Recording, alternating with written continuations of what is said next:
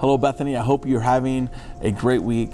It was such an exciting week for us here at the church as we were visited by Pastor Thad, the senior pastor candidate. And we hope as you got to know his heart for God, his heart for the church, his desire to just see God move and do incredible things in the life of the church, that you were encouraged by that as we are. I hope you even got a great glimpse and even much greater insight on why as pastors and overseers, we believe this is someone that God is calling to Bethany to join with us as our senior pastor, and to join with what God has already been doing here. This is an exciting time to be a part of Bethany, and I'm looking forward to seeing what God's going to continue to do here as we continually surrender to Him and see Him move through our church and in our lives personally.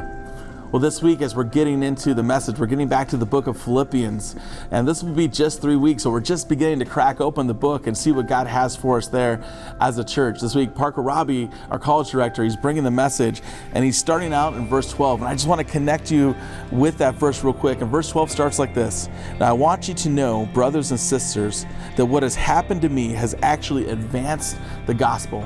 And what Paul is about to get into, he's going to talk about his experience that we kind of alluded to a little bit in week 1, that about what Paul is experiencing as he's writing this book, but he's about to talk about in the middle of what he's experiencing, and it's some pretty difficult times, how he is seeing the gospel advance. It's actually a perfect follow-up to what Pastor Thad shared with us last week, as he just kind of did this beautiful summary of the gospel and its power, not just in the lives of those who are needing to be saved, but in the lives of all of us who are believers, and its power to strengthen us and encourage us. And we're going to see and take that same message that Pastor Thad brought, and we're going to see how Paul just expands on that and challenges us and encourages us to continue with that steadfast hope in the gospel, and how we can find so much joy in that and seeing what God is doing. So I look forward to seeing you on Sunday, whether you come here and join us for the 9:30 or 11 o'clock service, or whether you're joining us from the live stream for either of those two services as well. We're excited to be back together, worshiping together, celebrating God together. So I'll see you Sunday. God bless.